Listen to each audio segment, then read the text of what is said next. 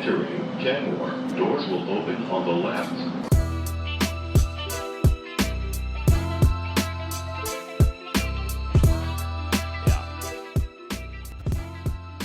How's it going, everyone? Welcome to episode 44 of Entering Kenmore. I am David Azer alongside Zach Coe. Zach, episode 44. My dad would be mad at me if I didn't mention Eric Davis, who wore number 44. That's his favorite player ever. So shout out my dad, shout out Eric Davis. But we are back after about 2 or so weeks. A Super Bowl loss was mixed in between there. A couple more Red Sox transactions, and also everyone is now down at camp. So we'll get into everything here, but we can start with the Caleb Durbin trade. Don't you guys worry. The infielder is here. The infielder we have been fiending for all offseason, the replacement for Alex Bregman and Rafael Devers. Fear not, Caleb Durbin is here. The entire trade was Caleb Durbin, Andrew Monasterio, and Anthony Siegler. Oh, and a 2026 Comp B pick. You watch your, that's a big piece. From Craig the is Brewers. addicted to those. Yeah, I mean, it does help you get the, we'll break it down later. The Red Sox sent back, in exchange for Durbin, Monasterio, Siegler, and that pick, they sent back Kyle Harrison, David Hamilton, and Shane Drohan. It's an interesting trade because I think if you got Caleb Durbin and you kept Alex Bregman, you're feeling great. But the problem is Alex Bregman is no longer here, and Caleb Durbin is really the only replacement that you brought in. So how are you feeling? Yeah, it's a weird move. I think Caleb Durbin is a fine player last year. He's a rookie. Obviously, I believe he finished in third. Yeah, third in rookie of the year voting. 2.8 WAR, hit 256 with a 721 OPS, 101 OPS plus, only 11 home runs. He's a fine player. It's just like when we last talked, we were talking about the need to get the big bat, the guy that you circle in the lineup, the guy that opposing teams say, this is not the guy that's going to beat us. And Craig Breslow at the beginning of the offseason, he said, look, power wins games in the playoffs. He offered that information to us, and I know we'll get into the comments that this front office and ownership group made and continue to make, but I compared them to Gerard Mayo last season at some point, I want to say, but it every time without fail, they get in front of a microphone and they promptly place their feet in their mouth. It's unbelievable the shit that this front office says that you immediately just go, why on earth would you ever say something like that? Well, like I said, we'll get into the Kennedy stuff. We'll get into the Warner comments and the Globe, all of that stuff. But yeah, Breslow offers up. You win games by hitting home runs in the playoffs. We need a power bat in the middle of the order. He's not Dave Dombrowski, where we need a power hitter, we need a DH. How about JD Martinez? We need a front of the rotation starter. I'm gonna sign David Price. We still need another front of the rotation starter. How does Chris Sale sound? We need a closer. How about Craig Kimbrell? He tried to do that and he went over. He tried to do the deal and Dave nuts on the table and swung and missed. And like I said, Caleb Durbin is a fine player, but it's just not the guy that we were hoping for. So they're going with pitching and defense and contact and guys who don't strike out in the second most hitter friendly park in baseball. I can't tell you that makes sense to me, but we're now here 30 some odd days until opening day, and this is the team they're rolling with. So I guess what choice do I have? Yeah, I mean, we're going to watch either way, and I am excited to see this rotation because I think it could be one of the best in all of baseball. But the problem is this lineup is just really lackluster, at least on paper, and maybe I could be wrong. You're just relying on everyone to take steps forward pretty much, and all of these young guys need to hit now. I mean, Roman Anthony, I'm confident he will be good. I'm confident he'll be fine from his injury. I think playing in the World Baseball Classic can also help with that. At least I think it's a better spring training than actual spring training because at least these games actually matter. So everyone should be playing hard. But I just worry about putting all of this on the young guys now. You need Marcelo Meyer to play an entire season and play an entire season at an above average level, which we haven't seen yet. And we haven't even seen him stay healthy. And now you already come into this season with my homie, Romy Gonzalez, who's now his shoulder's bothering him. And it's okay, you get Monasterio back, but it's then why do you even sign IKF. And I go back to that because Monasterio is basically the same player, and they're like, oh, well, he could be in line to replace Romy's production or Nick Sogard or some other guys that they named. And it's like, okay, if you had those guys at home, then why is IKF on the team? He actually is the biggest signing they made to the lineup in terms of a free agent. You made all these trades for lineup pieces, but you spent $6 million on IKF, and I think that's the only addition they made to the lineup through free agency. Yeah, I know we're going all over the place here, but like honestly, you get Monasterio back, and I saw a lot of people being like, okay, like you get to like obviously Monasterio and Siegler are the secondary pieces in this trade. I think obviously Monasterio fits your roster a little bit better than David Hamilton, but I saw so many people being like, oh, Monasterio or getting Caleb Durbin, that makes the IKF signing make more sense. And to me, I just didn't see it that way at all. I saw it more the way that you saw it, where it's like, okay, like we just got Andrew Monasterio, who hopefully will be able to replace Rob Refsnyder's production against lefties, because he was really good against lefties last year. I just had it up. Where the hell did it go? Versus left-handed pitching, 273 with an 837 OPS. Overall, it was a 270 batting average with a 755 OPS, but he played first, second, short, third, and left field. okay. So, like, that just seems like IKF's role. Like, what is IKF's role on this team? And does Monasterio even have a spot on the 50-man, the 50-man, Jesus, I'm still in football mode.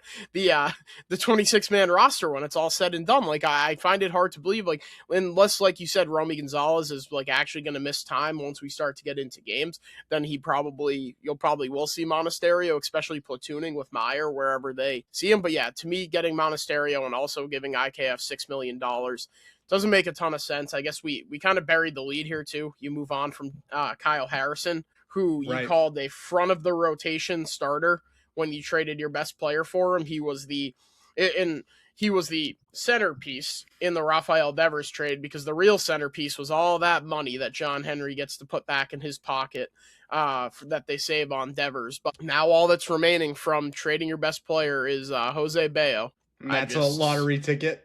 Yeah. And like, I guess like we can work out the tree and be like, okay, it's Jose Bayo, who, like I said, he's a fine, and Caleb Durbin, who is a fine player, but is he the piece that you're looking for moving forward? I find that hard to believe. I was listening to the Sox Prospects podcast when they were breaking this down, and even Ian Kundal was saying that there's still people within the game that view Durbin as more of a super utility rather than like an everyday player.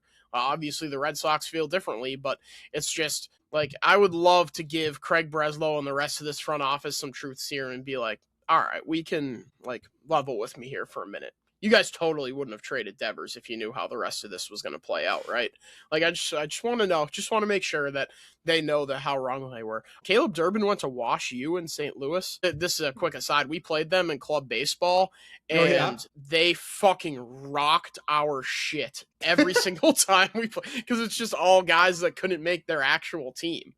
So it's all like pretty good baseball players, and they just absolutely smoked us time and time again. And not that we were some wagon, we were mostly just a bunch of guys that went and fucked around on the fields just playing baseball, and we happened to play games also.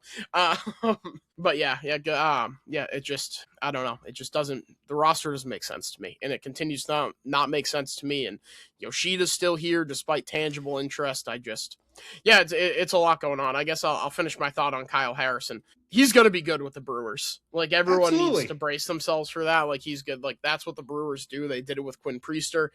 Ultimately, which again is a take from Ian Kundal, where it's like, you just have to be able to tell yourself, like, this is not something that would have happened here. What was Harrison on the major league depth chart here for the Red Sox? Like, 9 or 10? 9, 11. I was going to say 11 initially. So, like, he was in the 9 to 11 range, we'll call it, on this depth chart. That was never going to happen. So when he goes and he's good for Milwaukee, people are going to be pissed. But the real error is trading Devers for him. And again, it's not for him, but it was for the money that they spent, which Sam Kennedy will tell you they reallocated in a bunch of different ways. I don't buy it, but yeah, fine player, just a weird fit. Yeah, I am excited. Like, I think he said all the right things since coming here. He's like, it's not his fault. Yeah, like Pedroia has been the guy he's tried to emulate. Like he was a big fan of him growing up. Obviously, people are talking about his height, like they were talking about Will Campbell's arm length out of college. It's like, oh, he's tiny. How can he play third base? How can he play middle infield? Like we didn't have Dustin Pedroia running around for what 15 years or so, however long. Right. And like I don't think that takes away from the player at all. And I think he had big spots with the Brewers. I don't like this as the only addition in the infield because he doesn't have the pop, and maybe it'll play up at Fenway, but even still, like he's not going to hit you 30 home runs. He's not going to replace Alex Bregman's production. He's not going to replace Rafael Devers' production. And you really did nothing to address either of those in the offseason. And now I'm pretty confident in saying this is the team. Maybe they'll add another reliever because I still think they could use another lefty. But other than that, like lineup wise, I think this is just where we're at. We're going into the season and we're the Mariners. Like I think I hit the nail on the head with that take a couple weeks ago. Like it's going to be tough to get runs across. Even if you're limiting runs on the pitching side of things, you're going to see a lot of one-run losses. You're going to see a lot of low-scoring games, and you're just going to want to bang your head against the wall. And maybe I need to see it. Maybe some of my confidence will come back once Saturday rolls around. Or actually, is the Northeastern game tomorrow? Tomorrow, yeah, and then games start on Saturday. Twins on Saturday with Peyton Tolley taking the mound. Versus Joe Ryan, I heard, which is kind of funny. Yeah.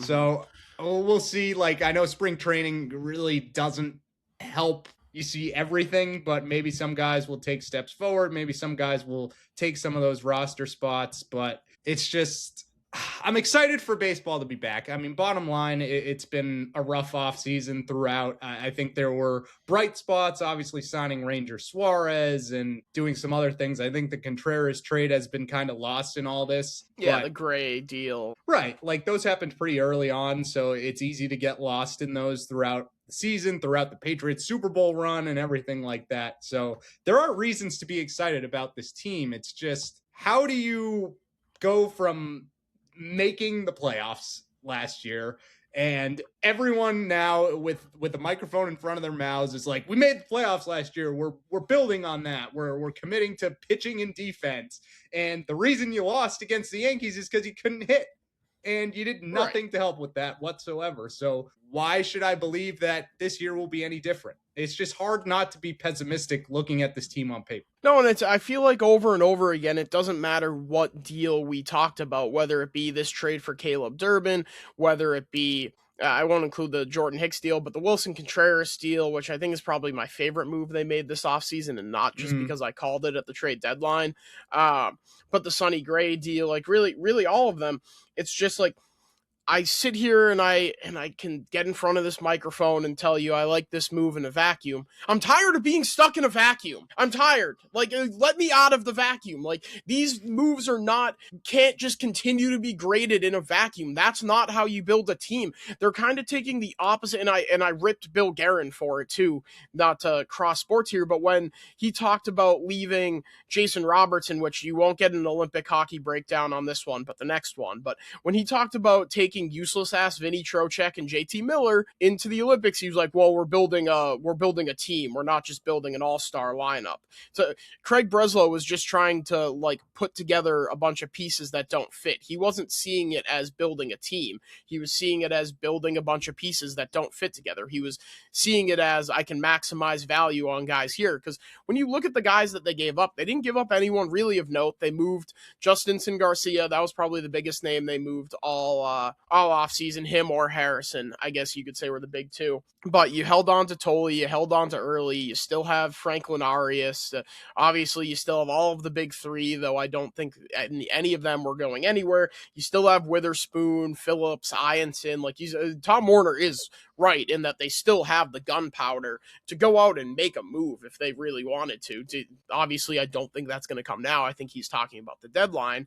But like I said, it's just, I'm tired of being in a vacuum. vacuum. Like, ultimately, we're here. There is no being in a vacuum. There is no more, I'm waiting for the shoe to fall. I'm waiting for this to, like, really be like oh, fuck, we got him. Like, here it is. Like, the offseason is done. We're ready to give our offseason grades. Like, it's not in a vacuum. We have to look at this cumulatively, and I think cumulatively, it's been underwhelming. The team is going to be fine, but when you're talking about a team that told you, stated their goals, and stated what they needed to get there, which is to win a World Series in 2026, I just find it hard to believe that this is the team that they put together to then say, we're going to compete for a World Series in 2026, which is what they told you the goal was. And I don't see it. We were waiting for that pass and bomb all offseason. The breaking, Alex Bregman re-signs with the Red Sox. Breaking, Ketel Marte has been traded to the Red Sox. And it just never came. Pete Alonso, Kyle Schwarber, all came and went. Bo Bichette never really was a dream that I ever had. But all offseason, you had the capacity, you had the ammo to go out. All it took was money for a lot of these guys. And on the other end of things, you were making a bunch of trades, wheeling and dealing, but you never really got that big piece.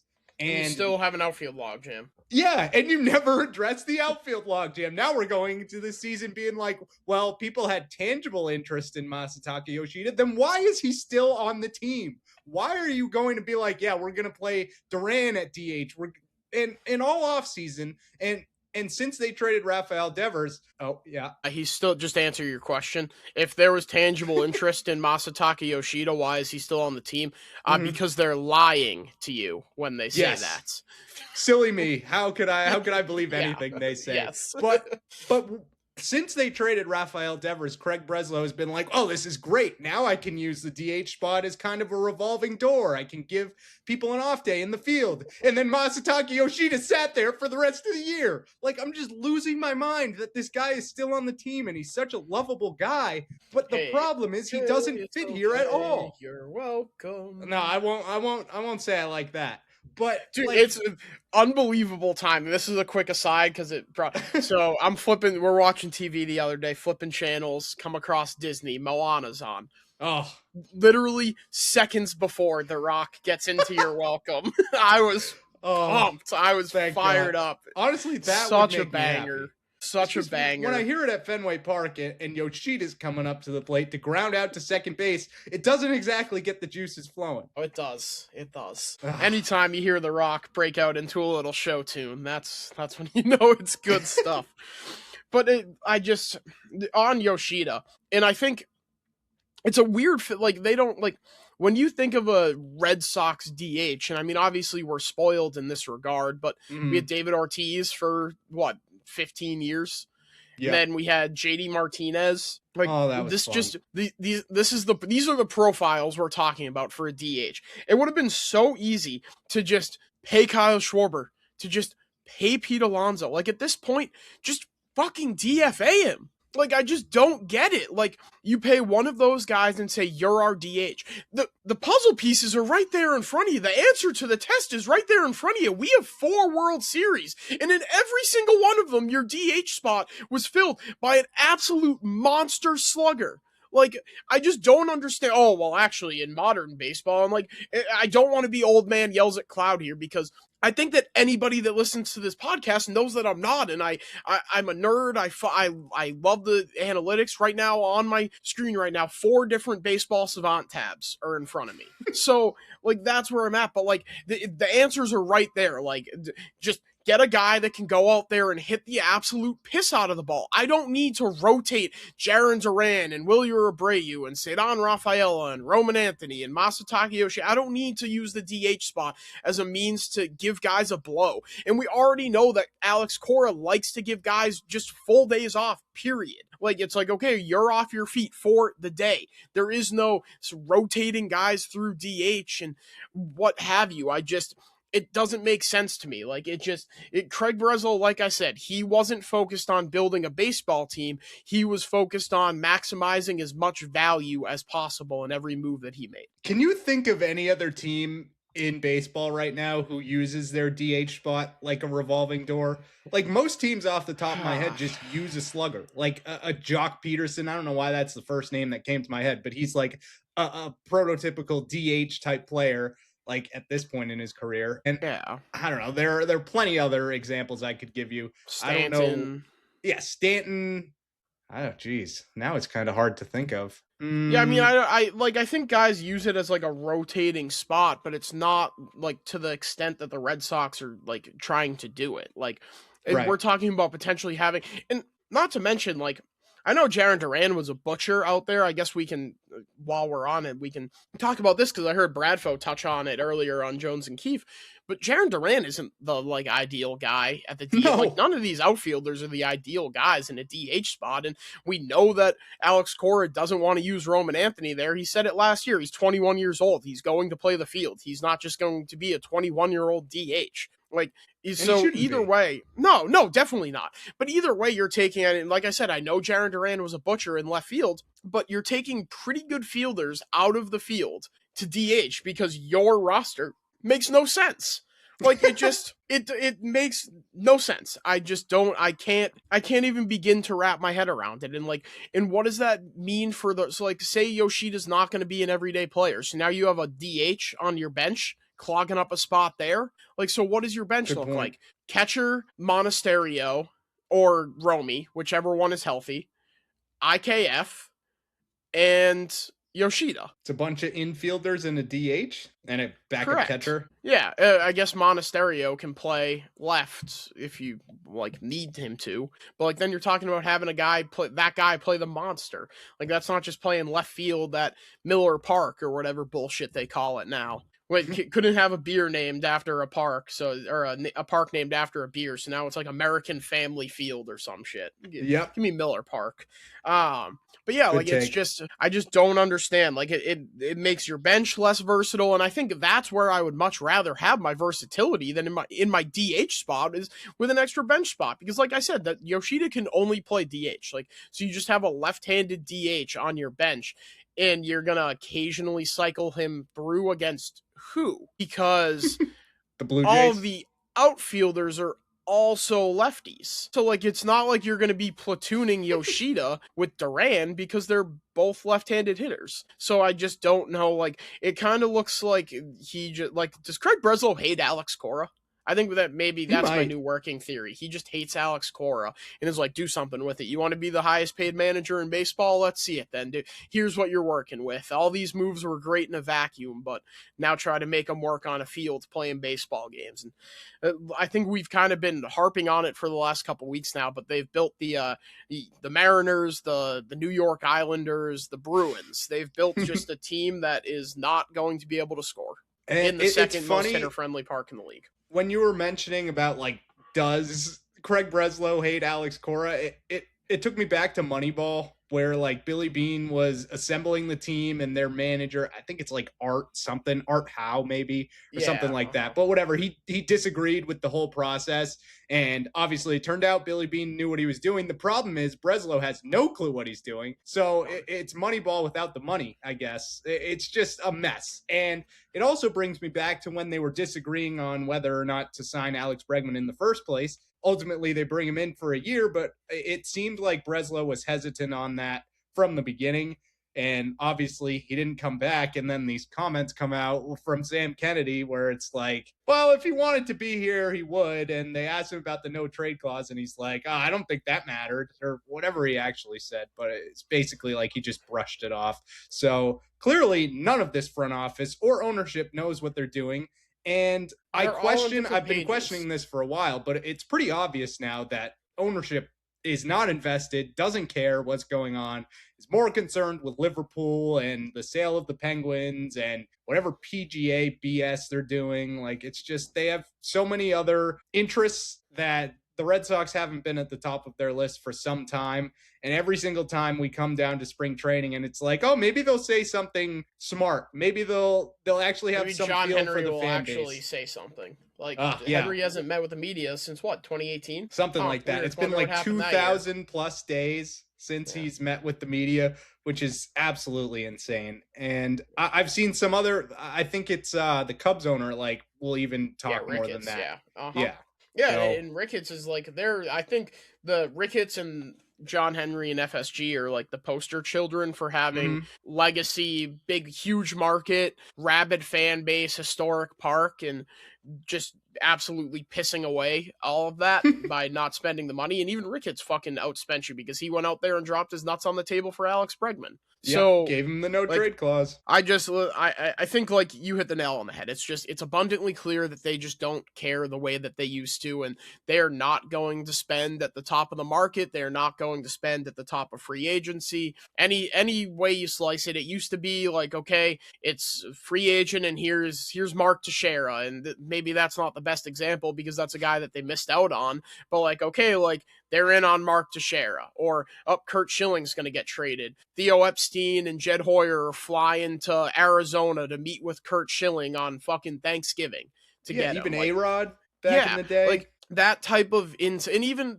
like David Price. David Price had his bags packed for St. Louis, and they said, "How about 217?" And he was like, "All right, done." Like money talks with these guys. So like the insatiable desire to win is no longer there with this ownership group. It's about building their portfolio out as much as they possibly can and making as much money as possible. That's what FSG's goal is now. It's not about titles. It's not about anything other than stuffing their coffers with as much money as possible. And what does that say to future free agents, that you're going to dick these players around for $10 million in a no trade clause? Like, if you're impossible to negotiate with, then why would anyone want to come to the Red Sox right now? Like, because they're Bregman. The Boston Red Sox. What? Why would anybody want to come we're the Boston Red Sox, and we have 4 World Series, and we play at Fenway Park, and you should want to play here. Like, newsflash, none of those guys give a fuck about that. like that's what that's ultimately what they were banking on with Alex Bregman, that Alex Bregman wanted to be here. And Kennedy fucking told you as much. Like, if Alex Bregman wanted to be here, he'd be here. Yeah, if he wanted to be here, he would have accepted your worse offer in every sense of the word offer and been here. But guess what? The guy that has spent 1 year at Fenway Park playing for the Red Sox doesn't give a fuck about playing for the Red Sox. That there is no shimmer, there is no glow. And if you were still spending at the top of the market, maybe you would have guys that would be willing to take cheaper deals to come in if they knew that they were going to be supplemented with talent. But like, what about Alex Bregman's year here would show him that you would supplement him with the talent necessary to win a World Series? You did nothing at the deadline, and you traded your best fucking player. Yeah, I mean, the 1 year Alex Bregman was here, all hell broke loose. And if you thought it was bad before 2025, like, just everything with Devers to Bregman getting hurt to not doing anything at the deadline, it was just a disaster from start to finish. And they made the playoffs for the first time in like 4 years. And I think people are confident that they make it back there, probably as a wild card team. But even still, it's like, you won 1 game against the Yankees last year, and your problem was hitting, and you did nothing to address your lineup. And I would say it's worse than last year. Maybe you have some more consistency at least. Like, you don't have, okay, who's playing second? Like, maybe guys I've never even heard of at some point in the year. Like, at least you have Durbin, you have Meyer, but you had Bregman, and you had the platoon of Romy Gonzalez and David Hamilton, or whatever the hell else they were putting at second base. I would almost prefer that than Caleb Durbin and Marcelo Meyer, at least at this point in their careers. Yeah, and I mean, like, you said it, I think they're going to make it back to the playoffs this year. I'll say that much. I think they're a wild card team. I think they're good enough to be a playoff team. This is Craig Breslow's comments at the end of the season. It would be fair to look at some of those other teams still in the playoffs and say that they hit the ball out of the ballpark a little more than we do. Just a little. Okay. So you're telling us that power wins in the playoffs, and you do nothing to address that besides Wilson Contreras, who, and I know we'll get into the Zips projections that don't have the Red Sox having a single hitter with over 20 home runs. I think that's ridiculous, but we'll get into that when we get into that.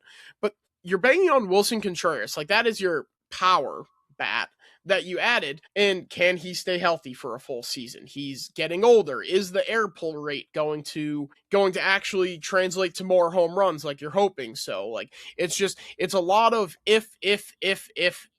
We went into the offseason with one word. I posted a video on Instagram, Twitter, TikTok, wherever, like an hour after the Red Sox got eliminated, and said that the key word of the offseason for me was certainty. And I just rattled off 15 different what ifs that the Red Sox need to go right. If Roman Anthony takes the step forward and continues on the trajectory that we're all projecting him to. If Wilyer Abreu can stay healthy and hit lefties. If Jarren Duran can get back to his top 10 in MVP finish form. Like, if, like I said, Wilson Contreras, the air pull rate ticks up. Does Trevor that sound Story, like one? Trevor Story. If Trevor Story can replicate his only good season in a Red Sox uniform, his only season where he stayed healthy, does that sound like a team that went out and added a bunch of consistency like we said, like everybody said they needed to in the offseason? No, it doesn't. They took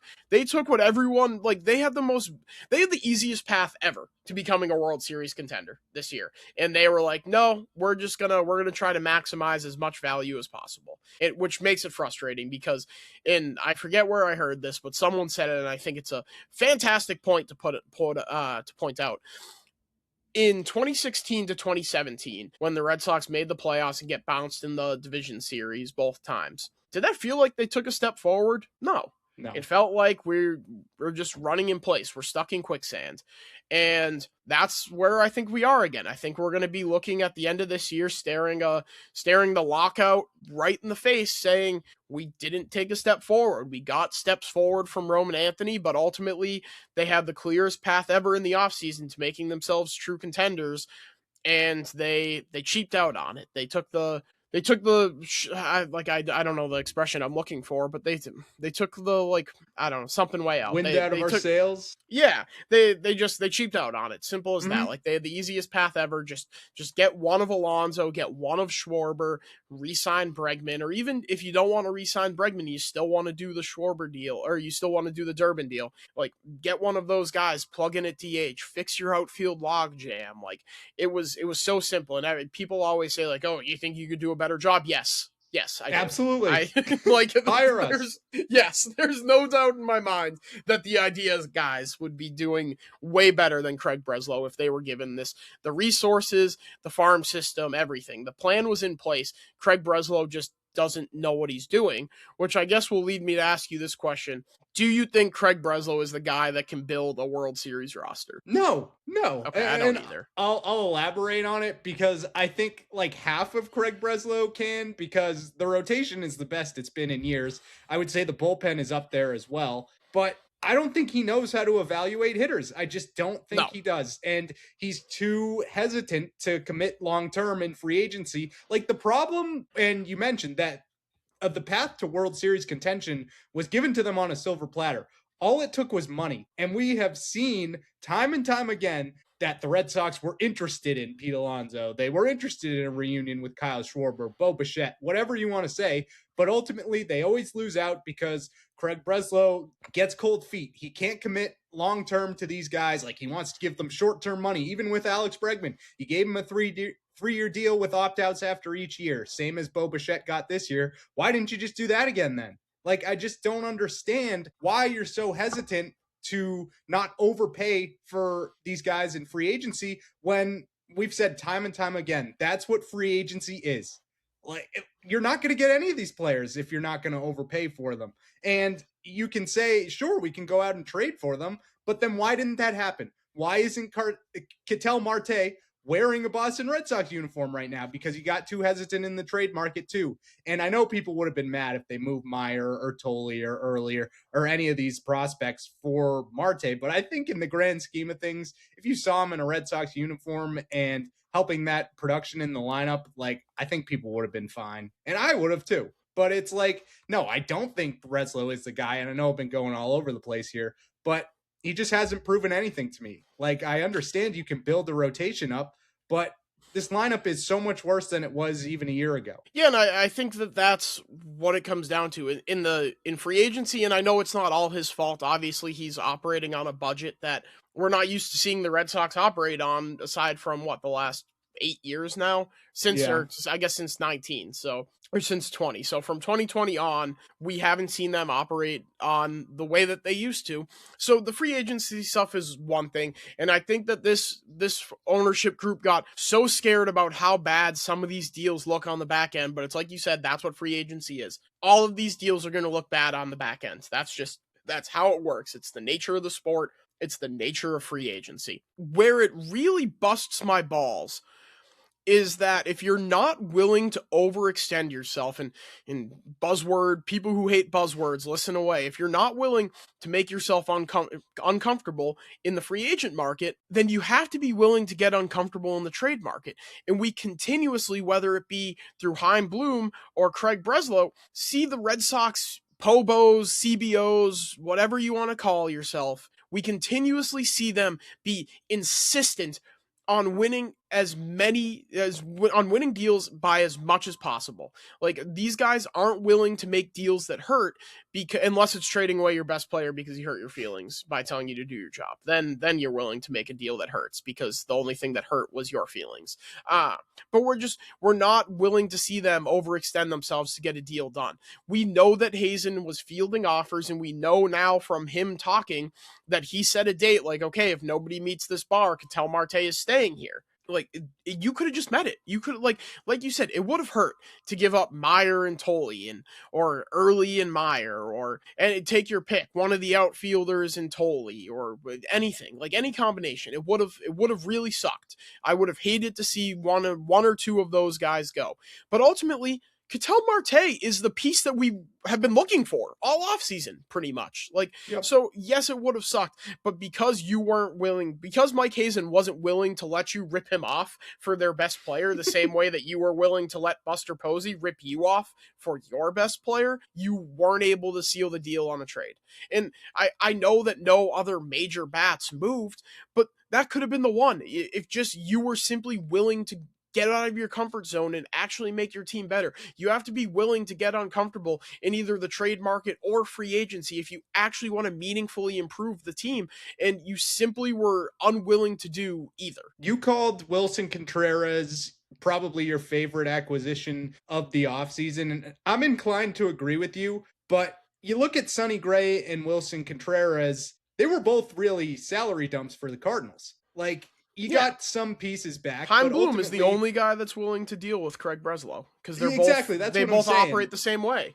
And I mean, maybe you won those deals. You gave up mostly bargain bin prospects at this point, like Hunter Dobbins, Richard Fitz. Respect to both of them. I'm going to miss them. But it's like, spare parts. If Kyle Harrison was blocked, then those guys were certainly blocked. So you didn't lose much from moving on from them and acquiring pieces that can help you right now. Problem is, they're both old, and really, you committed money to them, but how long are they going to help you for? Like, we're looking at the future of this team. Yeah, probably 1 year. Are they both expiring after this year? Maybe Contreras has another one? Contreras has 2 more, I believe. But okay, is done after this. They're Band-Aids. Like, in the grand scheme of things, they're Band-Aids. And you're going to have the same problem when they ultimately retire or move on to other places because you don't want to re-sign them because they're 38 years old or however old they are. Like, you're going to have this problem come back in a couple of years. And am I confident that they're going to be able to address it again? Not really. Like, I think they're probably just going to acquire similar players and similar salary dump type deals. Like, until I'm proven otherwise, they're not swinging big in free agency. They're not going to acquire a real impact player in the trade market. Like, I'm not confident in this front office. I'm not confident in this ownership. And I just don't see it changing anytime soon. And it's so unfortunate because how do you go from literally the best season in Red Sox history in 2018 and then be like, we never want more of that again? We're cutting costs. Like, that does it. We've had enough. We've won 4 World Series this century. Now we're just done. We got it. We have to save money now. Like, and then where did that come from? Have the audacity to tell you that they think they're victims of their own success. Yeah. Like, and we'll get into the comments in a little bit, but I saw so many people after Kennedy said, like, if Alex Bregman wanted to be here, he'd be here, be like, do they think we're stupid? Yes! Yes, they do! They do think you're stupid! How many times do they have to prove to you over and over and over again that they think you're dumb? Pray for Zach's mic there. Yeah, that was... like, I tried to lean back a little bit too, so it didn't. That like, mic peaked for sure. Oh yeah. I look forward to seeing that sound wave. Yeah, just when I'm all the editing way this. up. Yeah, I'll know exactly where it comes in. Yeah, but they think you're stupid. And the worst part about it all is that we're stuck with Craig Breslow for how many more years? At least 2, 3, probably. Like, how long can you keep Craig Breslow, who is going to continue to fall flat on his face and prove that he is not built for this role before you can fire him and have like legitimate people want to be on your team or like running your team? Because how do you think we wound up with Craig Breslow in the first place? Because they cycle through GMs, POBOs, chief baseball officers, whatever you want to call it, like they're going out of style. Do you remember when they wanted an assistant GM and then just never never brought him in? Yeah, they were using it as leverage to try to keep Paul Taboni. They were going to try to make him the GM, and then they were just like, oh, he left, see you later, which like ultimately is like whatever. Like losing Taboni sucks because I think he was a big piece of the development team, but like I think both of us would have been upset if he was the hire as general manager because we did a whole segment talking about it. Yeah, we did a whole segment on it. Like it would have annoyed both of us, but like at least it would have like they needed someone who is experienced enough to look at Craig Breslow and be like, hey Craig, you're being fucking stupid right now. Like what are we talking about? Yes, the idea, guys. That's what they need. That is what they need. They need the idea, guys. It all comes back to the ideas, guys. Yeah, Colin can get us in touch with Craig, and he can hire us. I assume he should hire if he has a brain, which at this point is not looking good for Craig Breslow having a brain. No. Yeah, it all comes back to they need the ideas, guys. In the original clip, hey guys, I'm thinking about trading Rafael Devers. What do you think? Dumb idea. Don't do it. Now here we are. Dumb idea. It's so unfortunate. It's such a fall from grace. Like you said, 8 years ago, which it feels like that was yesterday, that 2018 World Series. And we're now 8 years removed, and they're sitting here telling you that they're victims of their own success because they're choosing to not act the way that they used to. It's annoying. It's frustrating. I want to be very excited. I'm so sick of the winter. I hate that I like when it gets cold in the fall and stuff, and then like usually right around like Christmas time is when I'm like, all right, I'm fucking sick of this shit. Like my birthday is like the absolute limit for where I'm like, okay, enough. Like I want to be excited about baseball. Like I want to be Rob Bradford. Yay, baseball. But it's just they make it so hard to be with this team, and I'm sure like we're gonna watch all the games, we're gonna go to however many games. We're the top 1% of Red Sox fans, but it's just like if you're a casual fan, I struggle to find really more than 1 or 2 reasons. 2 reasons I'll give you why you should watch this team, and it's Roman Anthony and Garrett Crochet. Aside from that, do I think they're capable of winning a World Series? No, I don't. So, like, if you're a casual fan, what is the point of watching? And I bet a lot of casual fans won't be. No, and hey, the Bruins are good right now. So, and Jason Tatum coming back. Who knows when that's going to happen? Yeah. He was saying March 1st, and now everyone's like, is he capping? I don't know what's happening anymore, but I have a Tatum take for final thoughts. Ooh, okay. So, I'll make sure to. I'll save there. Yeah. Hopefully, I remember that. I probably won't. So hold me. The Patriots are coming off of a Super Bowl appearance, so then you have the draft and free agency, and then before Max Crosby, trying to training camp will be there. Over here.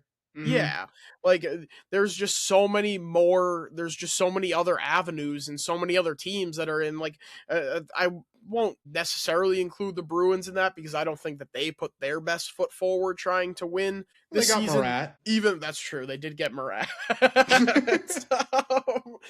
But at least they've been competitive. They've been worthy of your time. Like the Celtics, like we said, there's so many other teams that are more worthy of your time this year than the Boston Red Sox. And it's just, it's unfortunate because for us, that's the team that we care about the most. But for like I said, the casual fan is not going to see it that way, and they shouldn't, because they've done nothing to show to you that they care about you or care about the team the way that you do. No, and I think that transitions well to spring training, because I kind of knew this was going to happen. I was holding out hope where it's like, oh, maybe the team will show up. They'll look better than we think, and my excitement will return. And then Sam Kennedy and Tom Warner sat in front of a microphone, and all hell broke loose once again. Where didn't even bother going in front of a microphone. He ran to the paper that they own. Yeah, good point. Yeah. Oh, but where do you want to start here? I know we kind of already talked about the Bregman stuff, but maybe there's a little bit more on that. Yeah, I think that's the big takeaway from that. Okay, let's see. I don't remember when this was. A couple days ago, Sunday? Okay, Sunday. Sunday. He's doing his, like, what do you call it? Like, round table, whatever. Like, yeah, meeting like with the he media. was sitting on the bench. Yeah, he was on the bench. His bench chat. And they asked him about Alex Bregman. He said a bunch of stuff, and then they asked him a follow-up, and he's like, look, if Alex Bregman wanted to be here, ultimately he'd be here. And then they asked him about the no-trade clause, and he said, we try not to talk about organizational policies and the finer points of negotiations because it just doesn't serve you well if you do that. What the hell does that mean? I mean, it doesn't serve you well. You're not going to elaborate at all. And then Warner's comments were equally as funny about the. He was just like, nope, no, we don't. And that was it. Like, do you have an organizational policy against no trade clauses? Nope, move on. Can you tell us more? Right. Can you tell us where this came from? Because we know you've given out no trade clauses in the past. And the thing that gets me the most is you can say, like, yeah, Alex Bregman doesn't want a no-trade clause because he wants to be in one spot for however long. But two things. One, if he's bad by the end of this deal, the contract isn't tradable anyway. And secondly, if the Red Sox or the Cubs are not contenders at year 4 and 5 of that deal, do you expect me to believe Alex Bregman isn't going to waive that to go to a contender? Like, I refuse to believe that at all. Back end of his career, looking for another ring. Like, yeah, absolutely. And it's something that we talked about a little bit here. Like, you haven't proven to Alex Bregman that you're willing to build a championship level team around him. You also have the track record of trading these players that are seemingly immovable, are seemingly core pieces to build around, or letting them walk in some form or fashion. You did it, 9 months ago? With Alex Bregman on the team, your best player. You traded the best player on your roster, not once, but twice in a 5-year span.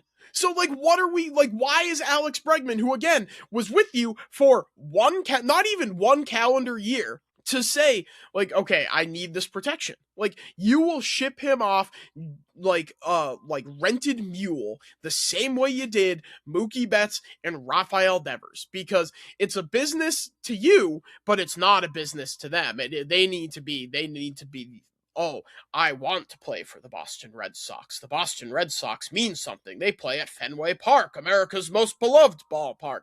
They can treat you like a pawn in their business, but you have to be so thankful and grateful that you get to be blessed to wear this uniform. It's honestly disgraceful. Like, the way that this ownership group acts towards its players, towards its fans, it's absolutely disgusting, especially when you consider the fact that they charge the highest ticket prices in baseball.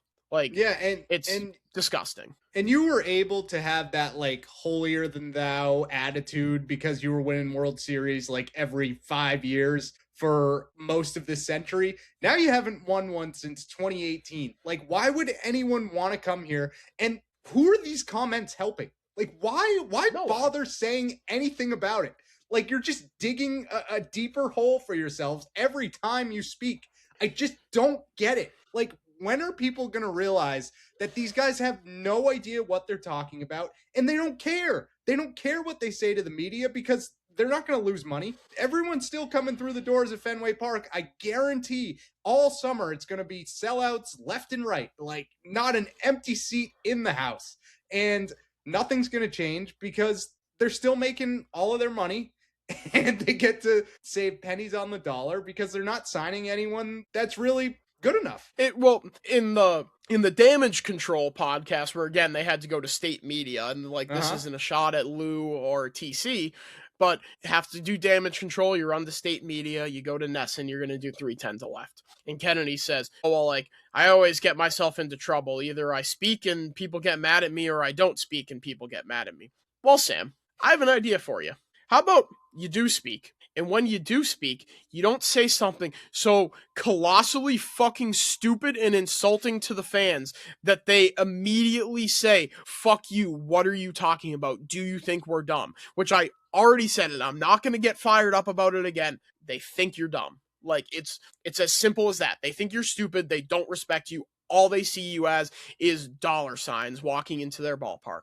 They don't give a rat's ass. And they said it. They think that your expectations are too high for them because they're a victim of their own success. They view themselves as a victim in this. They think that they're the almighty Red Sox and they can't do any wrong, and the people mad at them for having expectations of winning titles when you charge the prices that you charge are the ones that are wrong. Like, it's as simple as that. They view themselves as some holier than thou savior of the Boston Red Sox because they broke the curse. They won World Series. There were people that never thought that they were going to see one in their lifetimes, and now they've seen four. They view themselves as these gods, that they put themselves on such a pedestal, and they think that you should be worshiping the ground they walk on, kissing their feet, and for you to expect them to continue to put out a championship caliber team is your own fault. Like, it's as simple as that. Like, they don't respect you, they think you're stupid, and they only see you as dollar signs walking through a door. And if you try to call them for it, you're wrong, you're a liar, and I'm going to call you for it. Or baseball players are expensive, or, you know, whatever. It's whatever expensive running a baseball team. Yeah, and it's not like we don't see the numbers. They were 24th in spending percentage of what they made in revenue to their 2025 roster with 20, and I'm sure we'll get that graph again for the 2026 roster with 2025 revenue. Like, they're going to look bad, but it doesn't matter because they're the victims, and ultimately they're the ones with the cash. So, like, and they're not going to sell. Like, so we're just stuck with this ownership group until, and it's going to sound morbid, until they fucking die. Like that's what we're waiting for. We're waiting. We've become an organization waiting for our shitty owner to die. And on top of all that, usually when that happens, you just somehow wind up with an even worse owner. Like, it always winds up that you get fucked. Steinbrenner. Like, yeah. Steinbrenner, Chris Ilitch with the Tigers, like the son Ilitch has been way worse than the father was. It's just, there's so many different examples across a million different sports where the sons just don't have the same passion that the father did, but who knows? And speaking of, while we're talking about the old owners dying and their sons, do you see the picture that John Henry is like a 14-year-old son? I did not see that. It was him at spring training, and it was Henry standing there. He's like, I forget who tweeted it, Jen McCaffrey maybe. One of the beat reporters tweeted like John Henry standing with his son. And everyone's reaction was like that. Like, wait a second, John Henry is like a teenage son. This guy's a million years old. Like, maybe this kid's the savior. This 15-year-old takes over the Boston Red Sox, and he loves MLB The Show, and he's just going to run the team like a franchise mode. This kid looks like he's got it all figured out, honestly.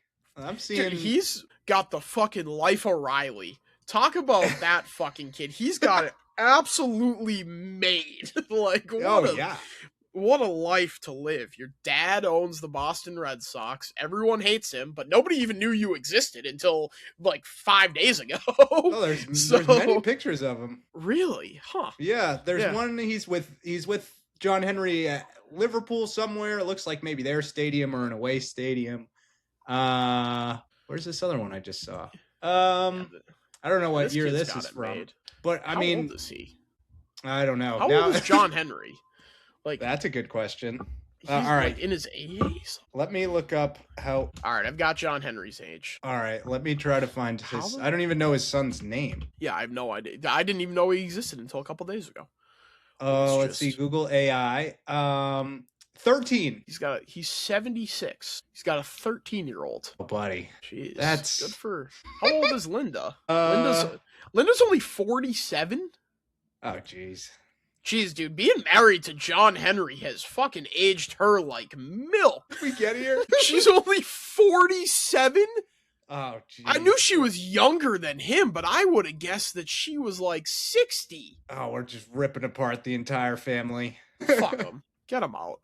No, the Personal son is our saving grace, potentially. That is true. I didn't consider that. Still doesn't say his name anywhere. I don't know, maybe they're trying to hide it or something. Not that it's really that important, but yeah, I don't need to know his name all that No. much. I just need to know exist. if he's our savior or not. I think he is. I mean, he's already got the fit. He's good to go, I think. I mean, hand him the reins now. Honestly, he might do a better job. If he will hire the idea guys, that's all I need. Like we Yeah. just need to.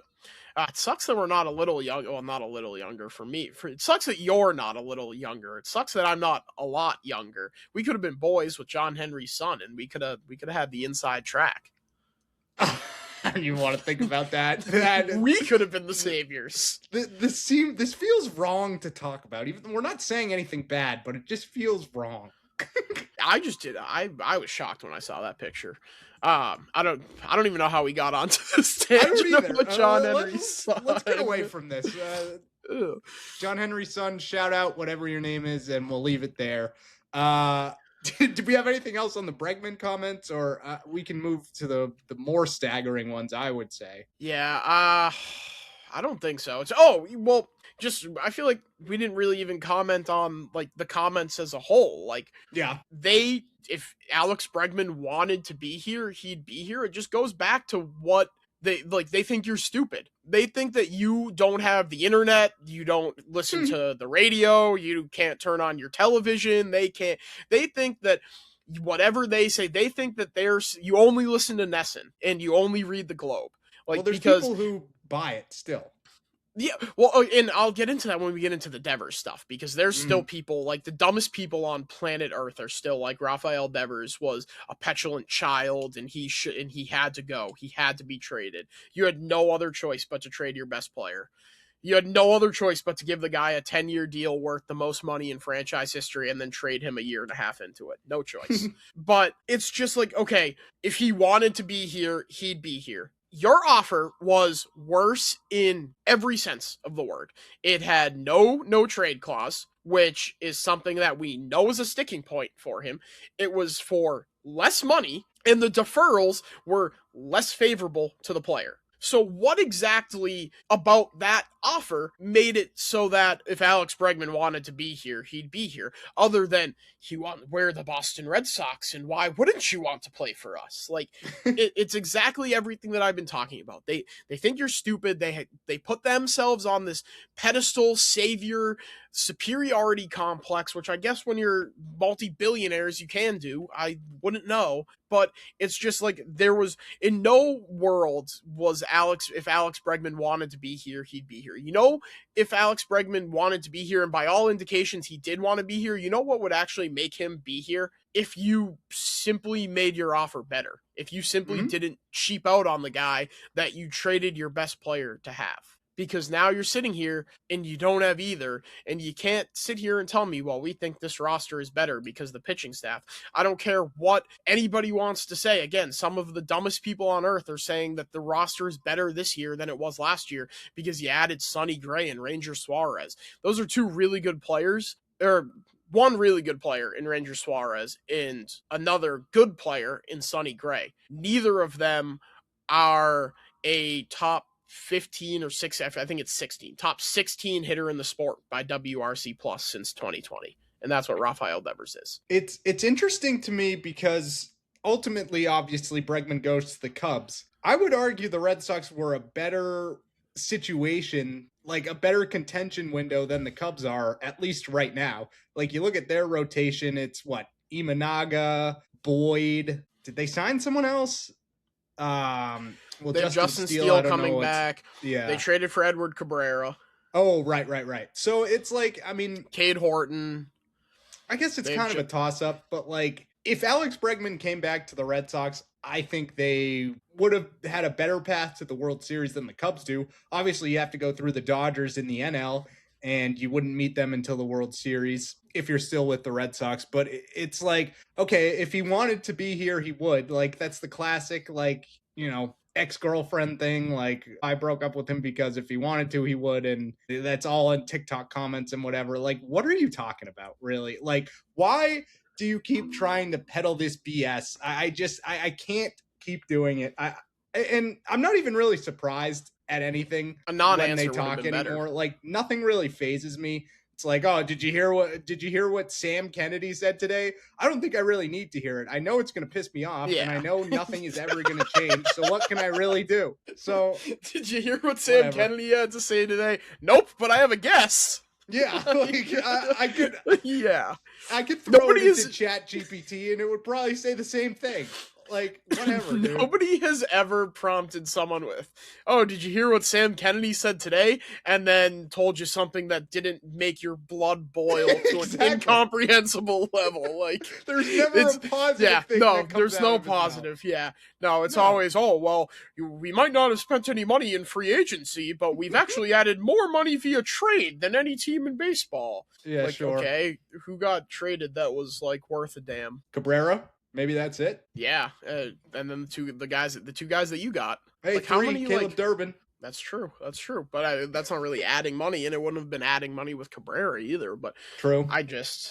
No one has ever said, "Hey, did you hear what Sam Kennedy said?" and then told you something positive. It's never been good. And then he tries to be like, "Oh, like can't win with these people. Either I open my mouth and they get mad at me, or I don't open my mouth and they get mad at me." And it's like, again, like, okay, Sam, what can I do?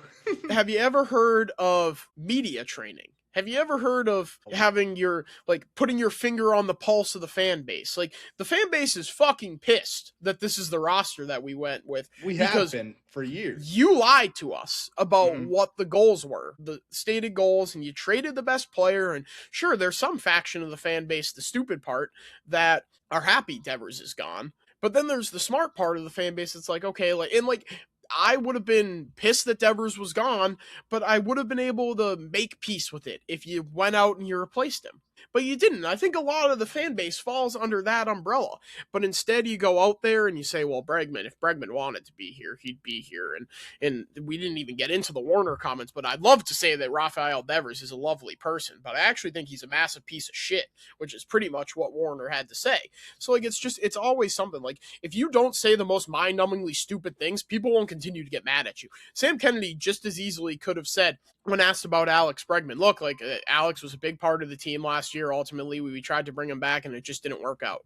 Like, he's not on the team, and I won't be commenting on it any further. Like, if anybody has any questions about players that are on the team and the outlook for the team this season, I'd be happy to, answer them. But as far as Alex Bregman is concerned, I won't be answering any other questions other than we thank him for his year, and we would have loved to bring him back, but ultimately it didn't work out that way. Yeah, why are you... you didn't even need to mention anything else. Like, if he wanted to be here, he would. Like, it's what the organization does. They piss on guys on the way out. That Terry Francona was a pill popping drug addict. The greatest manager in franchise history was a fucking drug addict out the door. You shit on John Lester on the way out. Like, anybody that's worth a damn is Rafael Devers. Just pick up a glove. Like, anybody that is significant in the franchise history that people get mad about you firing them, trading them, letting them walk in free agency, it's their fault. It's not yours. The only good thing Sam Kennedy could say to Red Sox Nation right now is that he's retiring. I resign. Yeah. And it's one other thing. If you have heard all of these comments from Sam Kennedy, John Henry, Tom Werner about Rafael Devers, and you are still like, oh, fuck this guy. This guy wouldn't play first base in our time of need. He wouldn't pick up a glove. Like, I'm glad he's gone. Then please email me, text me, send me a letter that you don't know ball. Okay? Because I am so exhausted. Even today, and I don't want to put my friend on blast, but I'm kind of going to. Air him out. Get One him. of my friends in a group chat today sent this thing of like the most consistent hard hit rate, like the top 10 list. Roman Anthony, and you'll never believe who else was on this list. Romy Gonzalez was on the list. Roman was first. Romy was 5. Devers was 7. And I was like, oh, wouldn't it have been great if we still had all 3 players on this list? And this guy was like, nah, fuck Rafael Devers. And I sent him the Bad Bunny halftime show meme, like the pointing one, and just said, you don't know ball. Like, what are we doing? Why? I just don't get it. How can you see all these comments, see the fallout, and even, we'll get into it, but Rafael Devers being the bigger person in this situation and still be like, he's so immature, he was a clubhouse cancer, I'm glad he's gone.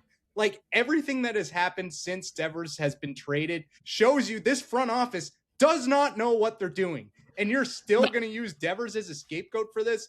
What are we talking about? And this is why they continue to think you're stupid. Because yeah. Some of you are. Like, they continue to think you're dumb because some of you sit there and say shit like that and say, oh, he was a child. He should have just picked up the glove and played first base after they lied to him all off season and told him to throw away the glove and told him he was DHing. And like, that's why they continue to do it, because they still have this weird faction of the fan base that is just completely brainwashed by them, essentially. Mm-hmm. Like, that's all it is. Like, I just don't understand. Like, that's why they think they can keep getting away with this. And I will not be among the people that continues to let them get away with it. I don't care. Like, there's no world in which you can justify trading your best player because he hurt your feelings to me, because you didn't build your team in a way that was sustainable enough. How do you fucking build a team where if your one first baseman goes down, you have to have a guy who's never played there before in his life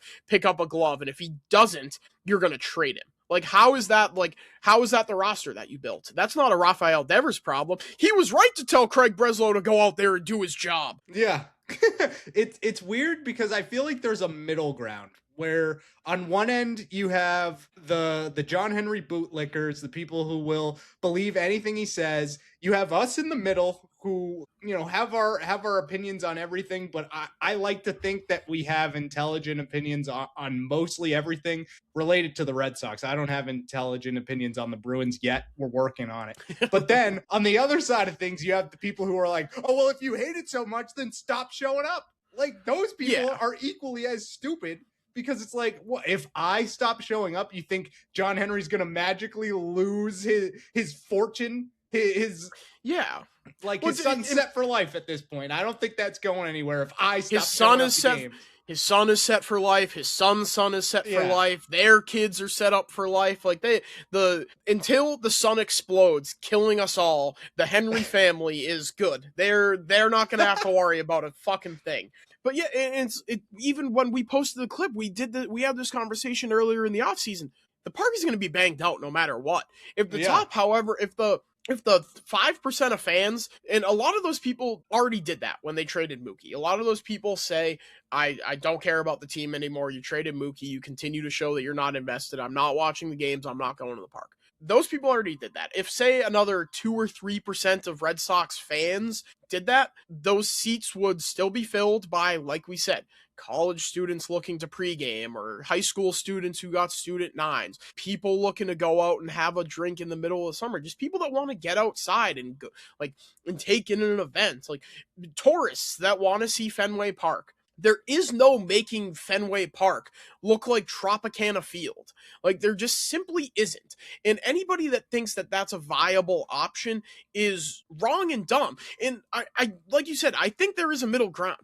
I've said it a million times. I think Rafael Devers could have handled the situation better. I don't think that that's a hot take. I don't think that's breaking news. I don't think that's anything of the sort. I think he could have handled it better. I think ultimately he probably should have at least started to work at first base, and given it a shot. And I understand where he was coming from and saying, look, I've never played this position before in my life. If you had told me, and that's why I think I put all the onus on management, on ownership, on everybody, because I already said I think that I put the multi-billion-dollar organization on more of an onus to act in a professional manner. They didn't do so. And sure, the players are millionaires, and ultimately we're talking about people, two groups in the top 0.001% of the world, but I'll put the onus on the billionaires to act more professionally than the millionaires. But if you had just told him and been upfront with him, hey, we're thinking about signing Alex Bregman. We don't know if it's going to happen. It's negotiations. We're working on it. Who knows? How do you feel about starting to get some work at first base? He would have said fine. He would have spent the offseason getting work at first base, figuring out how to play the position, and ultimately he would have been ready to play first base if you needed him to. He told you in those meetings, not right now. I don't want to learn a new position in season. If you give me the off season, I'll show up to spring training ready to play first base. Instead, they said, all right, you'll show up in spring training ready to play first base wherever the Giants facility is. Like Arizona, I think. Yeah, it's just it's that much more frustrating. Like I said, I think that it could have been handled better both ways, but ultimately it's on the organization to make things work with the guy that you said was your franchise cornerstone by giving him the richest contract in franchise history. Yep, and that transitions well into Tom Werner's comments on the whole situation. I don't have the full quote. I don't know if you do, Zach. Let me find it. But the Spark Notes version is that he should have just picked up a glove. Like, I wish I could say he was a great guy, but ultimately he didn't pick up a glove and whatever. And then Devers took the high road in this. I think he was asked about it. When is this article from? 2 days ago. So he was asked about it probably when he reported to Giants camp. And he said, that's in the past. I don't want to talk about it. It's over. I don't have any opinions on what he said. So let's concentrate here and just leave the past in the past. Like at this point, he's moved on. That can't be right. I was told that Rafael Devers is a petulant child, baby back bitch. Surely he didn't just no comment and move on. And it's Red Sox ownership who, again, have a history of pissing on you on the way out the door. Yeah. That can't be right. No. It's the player's fault. It's the player's fault. Excuse me, Mr. Henry. One more taste of your boot, please, sir. Like it's just so infuriating, man. Yeah, and they keep getting away with it. Like there's nothing that can be done, really. It's the Breaking Bad thing where Jesse Pinkman is like having a mental breakdown. Yeah. It's mind numbing. It sucks. And like I said, I so badly want to be excited for baseball, and I'm sure once games start, like on Saturday, I'm going to be locked into Peyton Toley's inning. Oh, buddy, and absolutely. It's like we've talked zero ball in an hour and 15 minutes because this is what they're doing. Like and I guess we can now once you weigh in on these comments, because I do have a couple notes of things that stuck out about spring training and the alignment of things and whatnot. But like again, like I said, we're an hour and 15 minutes into the first podcast of spring training, and zero ball has been talked. It's only been ownership doesn't know what the fuck they're doing. Like, yeah, that's the entire episode.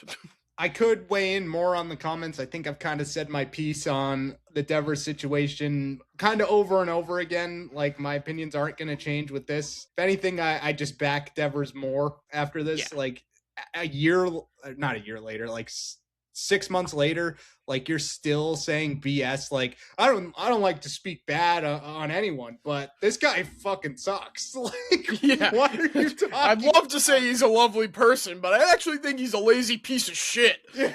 And I fucking hate him. Yeah. Like, all right, Tom, yeah, tell us how you really feel. I'd love to say he's lovely. Would you, Tom? Because I think if you would have loved to say that he was a lovely person, you would have just said, "Look, Rafi's a lovely person, and we appreciate everything." Same thing with Bregman that he could have said with Bregman. Like, we appreciate everything he did for the organization, but ultimately, like, even like fucking throw alignment at me. Give me the alignment buzzword. Ultimately, we couldn't find alignment, and we made a decision that we thought was in the best interest of the Red Sox. Like, I'd rather you give me word salad bullshit than like continue to shit on guys out the door when I already think that you're the scum scumbags in this situation. Yep, couldn't agree more. What were your spring training takeaways? So this one I was actually furious about at first, but I have since gotten a little bit more clarification, so I'm not that bent out of shape about it. Thus far, Caleb Durbin has been taking all the reps at third base and Marcelo at second base. I think I prefer Marcelo at third and Durbin at second. Durbin last year, it was a 51 outs above average at third, which was 0, and a 29th percentile arm strength. Meanwhile, Marcelo was now it doesn't want to load for him. Nope, not Marcelo Zuna. Marcelo was a 3 outs above average. The arm strength also wasn't ideal, but I just think the fit at third is better. It keeps Meyer, who by all accounts is still your shortstop of the future, on the left side of the infield, and Durbin, you can kind of reintegrate him into a new system playing second base. We found out that Durbin had off-season elbow surgery, so they're trying to stretch his arm back out. So maybe that moves thing, or that changes things once his arm is stretched back out and he's like back to 100%. But yeah, I'd like to see Durbin at second, Marcelo at third.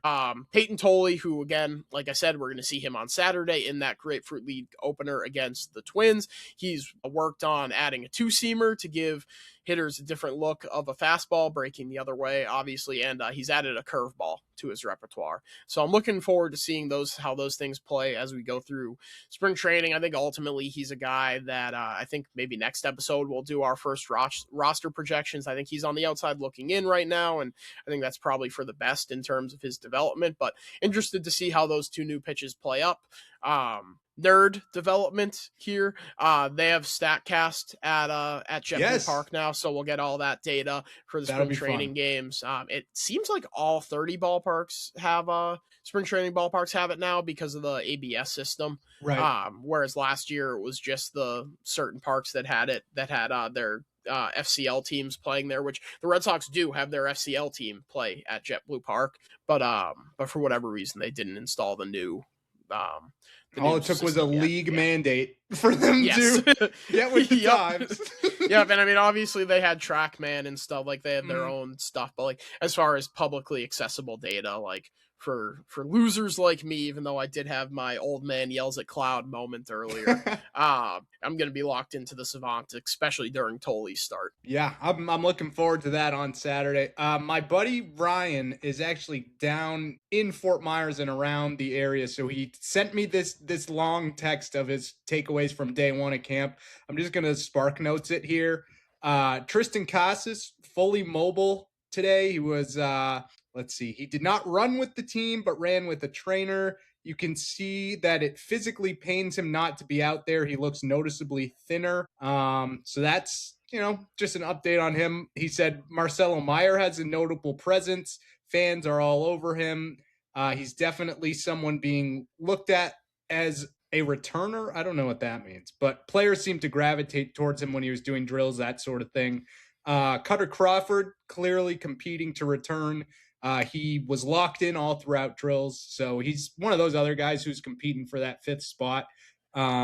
Let's see. Power hitting will come from the outfield, he said.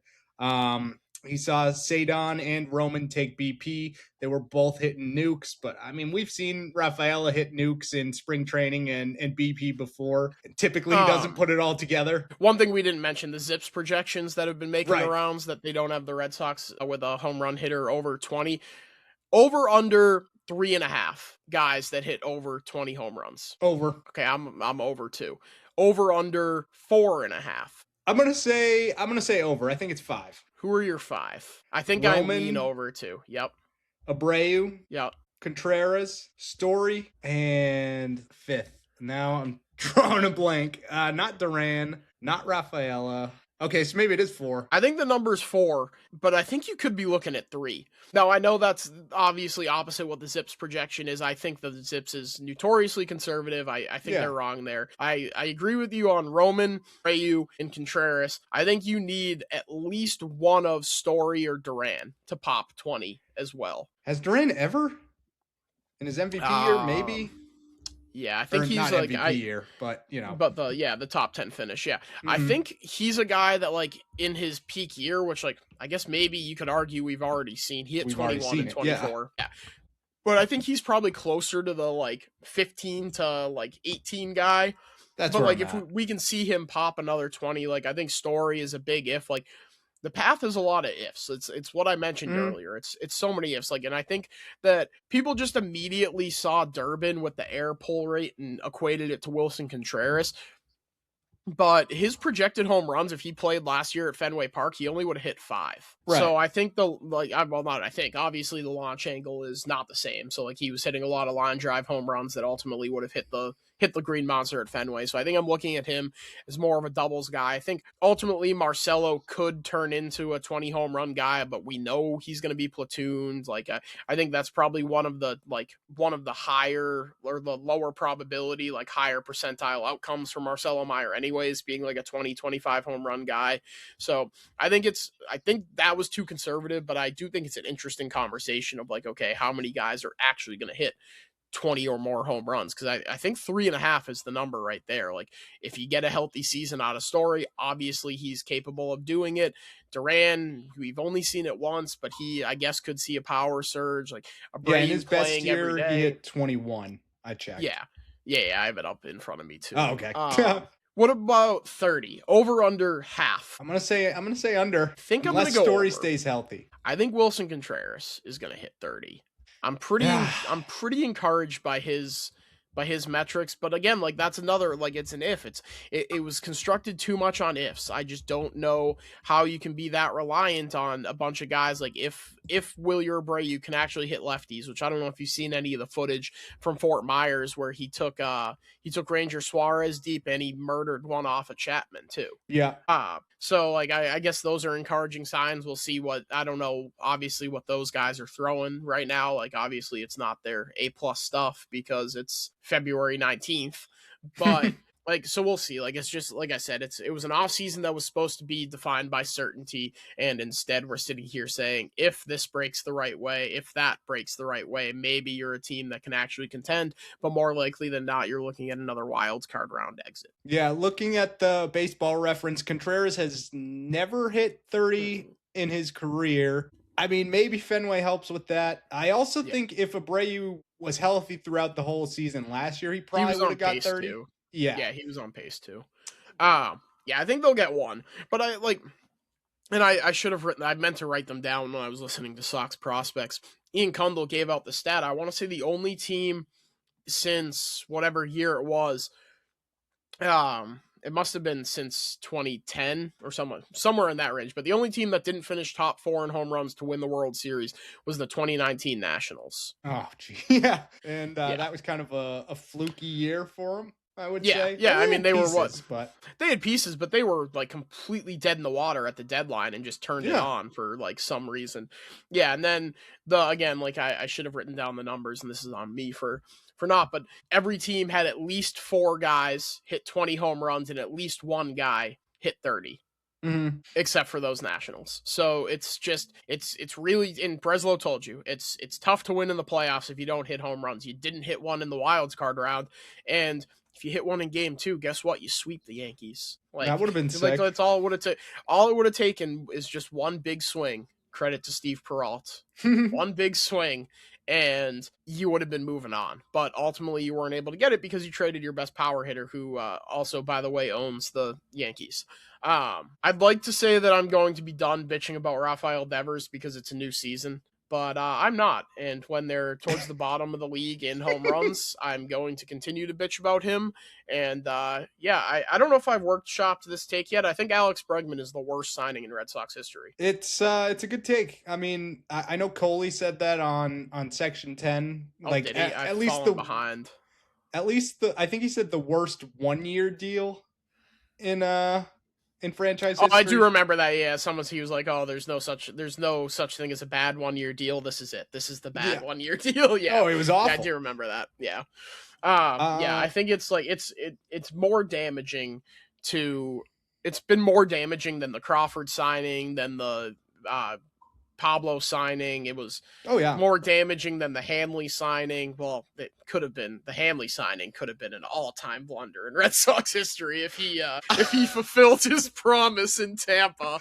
That would have been that. Speaking of, what a ridiculous story to tell. I know. Just and then like for Andy Barkett to be like, "Oh yeah, this is a true story." Like I definitely heard this. Like I didn't hear him say it, but guys came to the park the next day and were like, "Did you hear that Hanley said he was gonna murder us all?" How did that never come up in the 8 years since then? Right. Well, dude, and then like if you remember correctly, the last image at Fenway Park of Hanley that we see is him like they did the themed trip.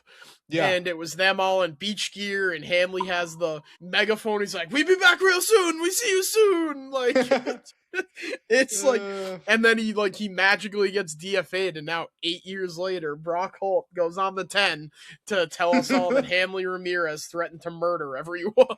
So funny. I have a couple more spring training takeaways. Oh, yes, yeah. This one is very funny, so I'm just going to read it word for word. I watched Sam Kennedy walk into the dugout where he met John Henry and Breslow after his presser, and he literally went, "Oof." I think it's extremely visible that they feel the pressure from the media. That is so fucking This is funny. boots on the ground journalism, so shout out Ryan Kelleher for this. Unbelievable. I saw him walk into the dugout and say, "Oof." That is good stuff. Yeah. Couple more here. Christian Campbell felt shelved. He took BP last in the outfield group with guys I had literally never heard of. Once all the marquee guys left, his group took BP, and I was like, wow, he's literally not even a thought here. And that sucks. That absolutely sucks. Campbell. Okay. Huh.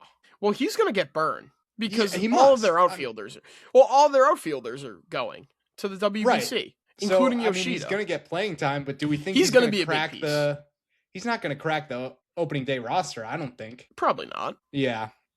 But unless injuries happen or Yoshida gets sent to the shadow realm, but I would almost rather have it that way. Like I would almost rather have Christian Campbell be in AAA playing every day and continuing to work on things. And the swing's different. He lowered his hands. He quieted down the leg kick, and it looks like he's pulling the ball in the air a little bit more, which of course is a problem that he was having last year. But I would rather him unless there was a path to consistent playing time for him, which famous last words, I think is at second base. The best way is, and we know that they're it's the Michael Scott snip, snap, snip, snap. Yep. He's a second baseman, he's an outfielder. He's a second baseman, he's an outfielder. I would rather just him be in AAA, figuring it out, getting the pieces together, and then when the opportunity, when Willie Abreu falls down the stairs again, the opportunity will be there for him to come up and perform. Mm-hmm. I agree. He has two more here. Overstock of infielders. Far too many guys here. IKF. He forgot that the Red Sox signed Brendan Rodgers to a minor league deal. MLB The Show legend, future stars. Yeah. Oh, that's a good point. I forgot about that. Yeah, and then he just never panned out. It's Jared Kelnick, too. I loved using him early game. We went through a bunch of them the other day. We were talking MLB The Show future stars. Nick Senzel had a card. Scott Kingery had a card, and they didn't have his name in the game. So the Matty V, every time he came up, it would just go, number 4 steps in. Now he's number 4. Scott Kingery is forever number 4 to me. Goat. But yeah, anyways, Brandon Rodgers, he is a guy that exists on the team. Certainly does. He basically just said too many infielders. And then the last one here, Garrett Whitlock. First player out on the field. And apparently he's been beating himself up about the game 2 implosion when really Alex Cora just hung him out to dry. Not that they really had a choice, but Did you see the story he told? He was a couple days after we got eliminated, I was getting a coffee and someone was like, "Hey, great season, man. Just couldn't get it done when it mattered most." Yeah. Dude, it's not your fault, man. No, it's not. I said that right when it happened, and I will continue beating that drum. I'm excited that he's going to get hopefully some run in the World Baseball Classic, I would imagine. Well, But their I am relievers not are happy. like pretty thin. Yeah, but I'm not happy that he's number 59. What are we doing? Yeah, for fucking Make-A-Wish DEI Clayton Kershaw to wear number 22. Like, is Kershaw Yeah. even gonna fucking pitch? Like, Probably. why is he up? Like, what is Blood doing on the roster? Like, what is Broad doing there? Bro Like, thinks I he's just on the don't get team. it. Yeah, literally. Yeah, he's literally Drake sitting in the Kentucky locker room. Like, why is Clayton Kershaw on this roster? Like, unbelievable. Like, I don't need to see Clayton Kershaw there. Here we go. This is how you get Clayton Kershaw not to show up for the WBC. Every game is on Pride Night. There you go. Yeah. And that fucking That'll work. asshole out of there. Yeah, he won't show up. The Sky Monster told him that Pride Night is bad, so can't have it. Yep. Yep. The mythical man in the sky told him gay bad, so Clayton Kershaw is out. Like, and that was talking Kershaw? Dude. Yeah, that was talking fuck Clayton Kershaw. Yeah, I'm with that. I think that's all I have. Do you have anything else before final thoughts, or do you have a final thought? I do have a final thought. Tatum. Excited for off-season grades. Why don't we give our final off-season grades here? Okay. Do you want to start or do you want me to go? Up to you. Dealer's choice. All right. C-. You're never gonna believe this, but I also have a C-. That's why we're the ideas guys. Yes, that's why we're the ideas guys. I can elaborate a little further on mine. I think ultimately, like I said, I like a lot of the moves that they made in a vacuum. 14-year-old Zach is so fired up that Sonny Gray is a Boston Red Sox. I like Wilson Contreras. I think Johan Oviedo is an interesting buy low that has a lot of the metrics and under the hood stats that this pitching lab seems to like, which I think we both agreed on in this episode, that the pitching lab is the only thing really we have faith in the Breslow front office to do and work well. So yeah, I think that's an interesting acquisition. I think Caleb Durbin, like I said, is a nice little player, doesn't really fit what they need, but ultimately your stated goal was to get a power bat and to get a 1B for Crochet. I think you went 1 for 2 on those two things. However, I think the more important of the bunch was adding that power bat, because as everyone has been beating the dead horse for months now, that's how you win in the playoffs, by hitting home runs. You, like I said, you beat the Yankees with one big swing in game 2. Like, that's all it would have took. So ultimately, I think you fell short of making yourself a World Series contender, and you're going to be a good team. So, yeah, C-. Yeah, I'm gonna echo all of that. It's just we've been saying it all episode. You had the formula. You had everything you needed to get it done. And ultimately we're here, and I think they're going to make the playoffs, but it's going to be a similar, maybe you win a game, maybe you win a round, but it's not going to be anything significant. This is not a team capable of making a deep playoff run as currently constructed, I don't think. I don't think most people believe that either. So it could have been way better. I think it could have been way worse. You could have been the Yankees and really just run it back with adding Garrett Cole. Like, They brought back Trent Grisham, obviously blundered the QO there, and then brought back the corpse of Paul Goldschmidt. Let's see if that works again this year. I don't think it's going to. What else did they really do? Re-signed Bellinger. Yeah, brought Bellinger back, and that was Ryan it, really. Weathers, I think, was the guy they acquired, but nothing really significant. And Garrett Cole's not going to be ready for opening day. I don't know when exactly he's going to be ready, but even still, like, I think I saw May was the target. Okay. Missed the first month. So, I mean, if Garrett Cole is Garrett Cole, I think they're obviously a much better team, but even still, is that a World Series contender? I don't think so either. No, I don't think so. Couple other things. I guess is that your wrap up your grade? Oh yeah, I'm good. Okay. A couple other things. Andrew Bailey was glazing Jake Bennett pretty hard, that he has a lot of the traits that you can't teach. A lot of guys are saying, like, oh, who is this guy? Like, where'd we get him? He kind of poured water on the idea that we could see him in the major league bullpen to start the season. Obviously, I think there's still a lefty short out there. I don't necessarily know if it's coming. I think they're hoping that Giovanni Moran takes that role by storm. But yeah, Jake Bennett turning heads in camp. Anthony Ianson, the Red Sox third round pick, I want to say. Third round pick out of LSU. He was seen as a high floor, lower ceiling type of guy with a fastball that was 92 to 94, but topped out at around 97, according to a bunch of reports. Andrew Parker, mainly the big one. Sox prospects, give him a follow on Twitter.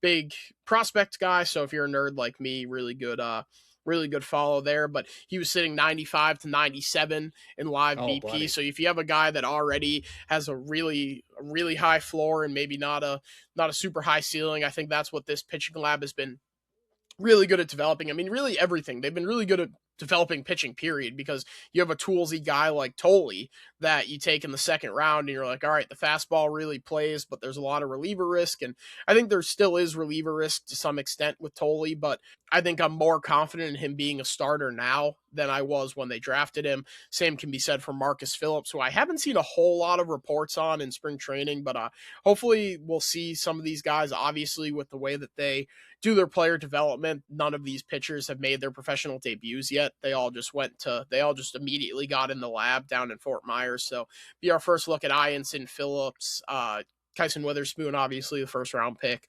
So I'm excited to see some of these guys, but Ianson sitting 95 to 97 to me was the big thing that stuck out to me. I wonder who's the genius who took him in our dynasty baseball draft. Yeah, I don't know. It could be any one of us. We're all trying to find the guy who took him. Do you have all three of them? No, right? You have Ianson and Witherspoon. I think Joe took Marcus Phillips, but I have Witherspoon and Ianson. Okay. So that's cool. Yeah, Ianson currently sitting at number 10 on the SP Top 60. Phillips is number 9, and then obviously Witherspoon is number 4. But yeah, that's those are my nerd takeaways from the minor leagues. But yeah, I don't think I have anything else aside from my Tatum take for final thoughts. Yeah, I don't think I even have a final thought. Really just looking forward to baseball in any capacity. But other than that, I will turn it over to you for your Jason Tatum take. Who the fuck does Jason Tatum think he is? Like, seriously. A documentary on NBC following your rehab from a torn Achilles? Like, seriously, who the fuck do you think you are? Like, why does anybody care about this? Like, and like everybody, I've seen it on both stations. People saying, who cares about a Jason Tatum return documentary? Who is going to watch this? Like, either come back or don't. And all the green teamers, all the Tatum dick riders are out there being like, oh, does anybody hate the Boston sports teams more than the Boston sports media? Don't lie to me. You don't care about this. You're not going to watch this. Don't just be like, oh, it's Jason Tatum. We have to support him. And I've long been a Jaylen Brown guy because Jason Tatum's a coward and wanted to root for the St. Louis Blues in the 2019 Stanley Cup final. And my guy, Jaylen Brown, the people's superstar, did not. Granted, Atlanta doesn't have a team, but we don't need to worry. But Shout he could out be a the huge Thrashers. Winnipeg Jets guy, yeah. Evander Kane. But, like, seriously, who gives a flying rat's ass to watch a however many part documentary about a guy rehabbing his torn Achilles? It's not just a Tatum thing for me. I would rather sit here and stare at this blank screen to my left for an hour than watch a documentary about a guy rehabbing from a torn Achilles. Like, yes, and today we're going to do calf raises with no weight, unweighted calf raises to start to build the strength back up. And we're going to go for a swim in the pool. Like, ooh, exciting. Like why do you think, like, yeah, that would be. The dogs have been running all over our pool cover right now because it's all covered in snow, and I'm like, oh, I would kill to have a nice joint in the pool while I float around in the summer. Yeah. Maybe, have the game, like a nice day game with the radio broadcast on. Yeah. We're not far off. That would hit the spot right about now. Like I said, I'm so sick of winter. I hate that when it gets dark early. I'm so sick of all the snow on the ground. It's fuck winter, and winter heads are so stupid. The winter heads are seething listening to me right now. But yeah, I don't know who cares about a Jason Tatum rehab documentary, and I'm not afraid to say that I don't give a shit. I sure don't either. I will not be watching unless why are we like commercializing a player now returning from injury? Like, now everybody's like, okay, this doc is dropping on Peacock, so he's coming back on March 1st because they flexed the game to Peacock, like, or NBC. It's like, dude, what are we talking about, bro? Like, Tyrese Halliburton had the same injury and he's not doing any of this. I guess and he's on the Pacers, so it's like, yeah. Well, and they're doing what and me and a lot of people wanted the Celtics to do with no Tanking. Tatum and just tank. Yeah. They and I don't know if you saw any of that stuff. That this is talking hoops.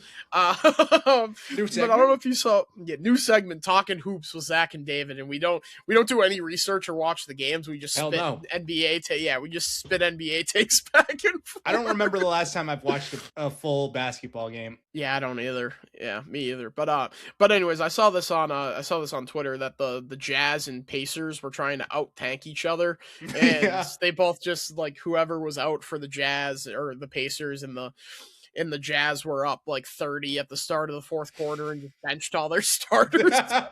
Dude, did you see what the Kings did? No, what did they do? The Kings did the Masataka Yoshida treatment where they just, I don't know if it was phantom or not, but both of their stars, Sabonis I did see that, and Levine, are both hurt. Got season-ending surgery on the same, within minutes of each other. That's awesome. Yeah, so I mean, they should. This is an awesome freshman class. I mean, like I said, I'm not an NBA guy, but I'm a huge college basketball guy. Like, you have Cam Boozer, you have Darren Peterson, Kingston Flemings has been awesome for Houston, AJ DeBansta. Like, this is a really good Caleb Wilson, who just got hurt for UNC. Like, this is a really good NBA draft class coming in, so it makes sense. But I saw Adam Silver said that he would abolish the NBA draft if it meant being against tanking, which I think would be pretty interesting if guys just immediately became free agents. But then they would all just sign, like, it would be like the Dodgers. Like, wouldn't they all just go to one team? Well, no, because there's a cap. I guess. You would presume that, like, the good teams wouldn't have the cap to sign like Cam Boozer immediately out of Duke or AJ DeBansta. Like, all the guys worthy of signing big money deals wouldn't be able to sign with the teams that are already nasty because they're already right up against it. It would make roster building really interesting for those good teams because, like, I mean, obviously we saw the Celtics do what they did with the second apron to duck under it, but, like, do you move on from a Porzingis or a Holiday not because you're about to incur a bunch of penalties for the second apron, but because you want to have the cap space to try to go after hometown Brockton native AJ DeBansta, or, we really need a ball handler. How about Kingston Flemings? Like, Darren Peterson looks like he could be like a Kobe level guard if he decides he likes playing basketball. Like, do we clear spots for him? And we're going to talk about, we've been breaking down storylines on Ramble On. So if you want to hear more college hoops talks, tune in, shameless plug, tune in over there at Ramble On Pod. But yeah, it would be pretty interesting to see an abolition of the draft. Yeah, I mean, I wonder, I don't think it'll ever happen, but I am looking forward. I am also like a nerd when there's expansion teams.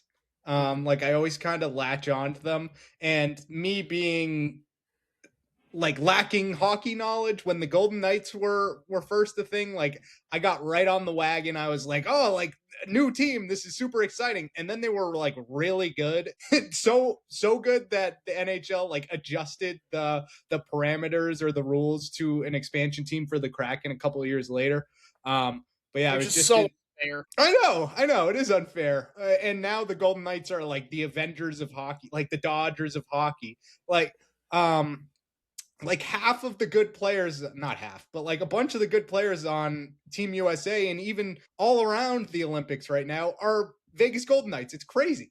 Like, I also just went to Vegas a couple weeks ago, I guess a couple weeks ago now. And I went there and bought I always buy a shot glass if I like visit a team or a stadium. So I came back with a Vegas Golden Knights shot glass. And I don't know if I should tell you this. You might be mad at me, but I did buy a Golden Knights shirt. It's just the logo. But is that allowed or? I'll allow it because I have Mariners jerseys. I have a Ken Griffey Jr. and a King Felix jersey. Okay. I have a Miggy Tigers jersey from when I went I got a bunch America. Mm-hmm. I had a John Lester Cubs jersey from when I went to Wrigley, but I lent it to someone and never saw it again. That sucks. I also had a Jose Fernandez Marlins jersey that I also lent to someone and never saw it again. I've probably lost more clothing than I have ever bought. Like my 2018 World Series hoodie is lost to the abyss because I lent it to one of my friends to walk home in college, and I just never saw it again. That's brutal. I'm sure you could find them online, but they're probably some of my overpriced.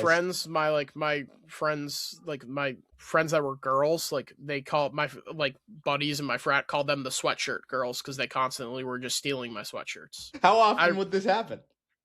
All the time. You never got literally them back? all the time. Never got them back. I probably lost like I said, my 2018 World Series sweatshirt, my Super Bowl 53 sweatshirt. Like I lost so many clothes to my group of friends that were like my girl group of friends that I don't talk to anymore. Like literally not one of them I'm still friends with.